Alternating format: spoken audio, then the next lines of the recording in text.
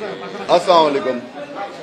আপনারা হয়তো দেখেছেন আজকে আমি এখানে আমার পরিবারকে নিয়ে এসেছি, কারণ এই জিনিসটা জানা দরকার যে হয়তো গুম আমাকে করা হয়েছিল, আমাদেরকে করা হয়েছিল, কিন্তু এই সাজাটা কিন্তু পুরো পরিবারের ভুক্ত হয়েছে। 7 মাস গুম ছিলাম, কিন্তু বিশ্বাস ছিল যে একদিন না একদিন বাংলাদেশের মাটিতে আমরা এটার বিচার পাব। বহুদিন পরে আজকে এই বিচার শুরু হয়েছে। আশা করছি যে শিগগিরই আমরা কিছু রেজাল্ট পাবো।